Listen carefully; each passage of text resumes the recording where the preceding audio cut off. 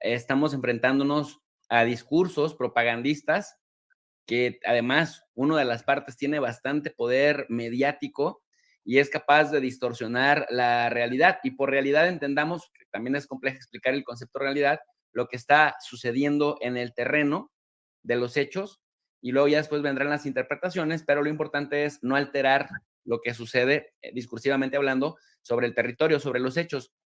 Y lo que sucede es lo que hemos estado viendo. Hay formas de ver el vaso medio lleno y medio vacío.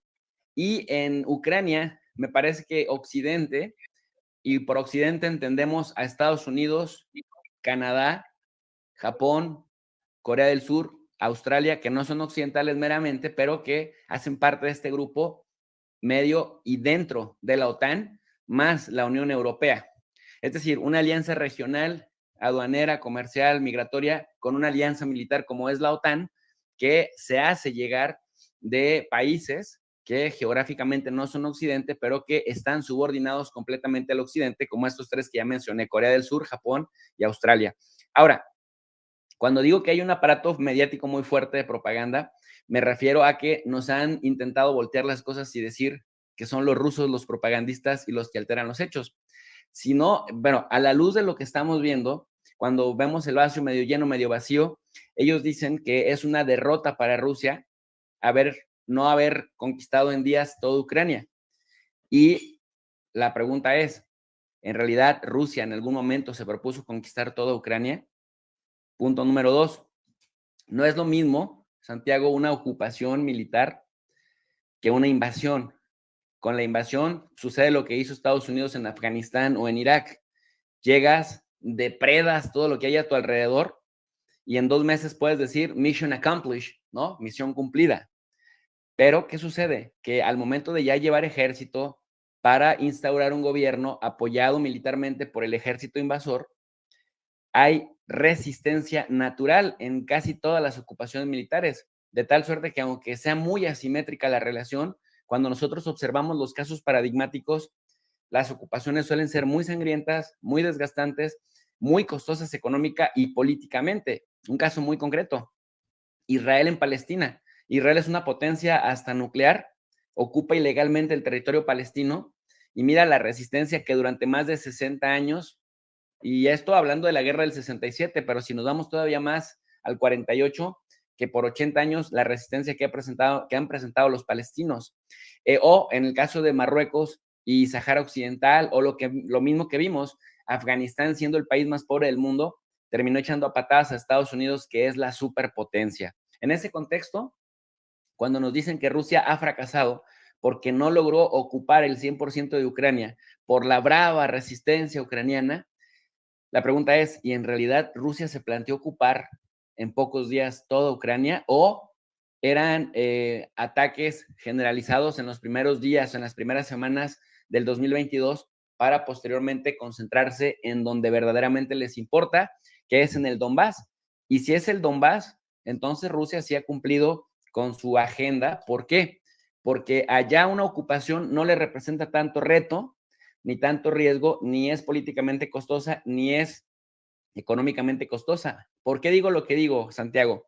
Porque la mayor parte de la gente ucraniana de ascendencia rusa, que vive la cultura rusa, que habla ruso, que se identifica con Rusia y que cuando le han preguntado de qué nacionalidad prefiere ser, dicen pues rusa, lejos de representar como sucede en Crimea, lo hemos visto desde el año 2014, cuando hemos sabido de un escándalo de que población ucraniana de Crimea se rebela.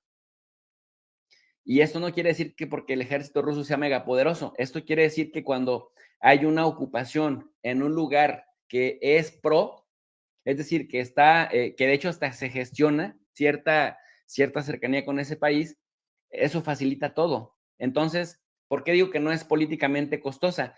Porque tanto en Rusia, las audiencias a las que le habla Vladimir Putin, como en el territorio que está ocupado, finalmente hay una propensión a que eso pase. No hablaríamos, no sería lo mismo, por ejemplo, ocupar Kiev u ocupar algún otro lugar en donde habría resistencia incluso de la población y no hay resistencia que con el paso de los años no triunfe, aunque sea el ejército más poderoso del mundo, como vimos que sucedió en Afganistán en los últimos 47, 48, 72 horas de la ocupación, en donde Estados Unidos tuvo que salir vergonzosamente desde el aeropuerto de Kabul y en donde vimos escenas como justamente cuando abandonaron Vietnam. En el caso este particular, Bakhmut, viendo el vaso medio lleno o medio vacío, por supuesto que era una batalla madre. De hecho, ha sido la batalla madre después de la de Mariupol. ¿Por qué? Primero, porque es un lugar clave, una ciudad clave para que Rusia termine de consolidar su dominio, en este caso, de Donetsk y de Lugansk, el Donbass en general, que son dos oblasts que Rusia, en donde hay población mayoritariamente prorrusa, no quiero decir que sean rusos, ¿no? Pero prorrusa, que ha sido atacada desde el año 2014 por Ucrania.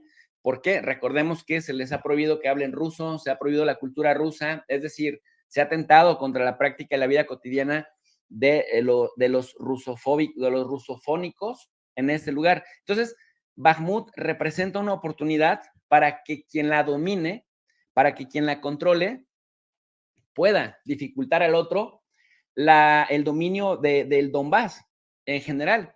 Y algo que había presumido la prensa occidental, quienes están invirtiendo miles de millones de dólares en armamento y también en capacitación de los ejércitos y también en artillería. Y yo no tengo elementos para afirmarlo, pero no lo dudaría. Incluso soldados sobre el terreno vestidos de mercenarios o vestidos, quitándose la insignia pues de los ejércitos a los que pertenecen, han estado ahí.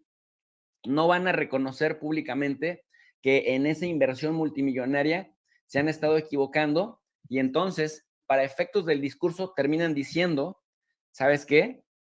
A Rusia, que venía por el 100% de Ucrania, solo ha podido quedarse con el 20%, pero hasta ese 20% está librando una tremenda batalla que le ha representado miles de bajas, y eso habla de que no es tan poderoso el ejército ruso como creíamos. Lo mismo que pasa, Santiago, con las sanciones, que decían en tiempo récord, vamos a rodear a Rusia, lo vamos a subatrasar, Rusia para el 2023 va a crecer al menos 12%, y ahora vemos que su economía solo se comprimió a menos 2.6%, y que Rusia terminó ganando en términos de hidrocarburos más de lo que había ganado incluso en 2021, y que ahora ha regresado a los niveles de venta de productos a muchos países europeos, Italia, Grecia y España, a los niveles en los que les vendía en el año 2020, antes de la pandemia, por ahí de marzo, cuando estaba, digamos, la economía normalita, sin pandemia y sin guerra en Ucrania. Entonces, cuando uno da como los números y uno pone en perspectiva por qué es importante el tema de Bakhmut,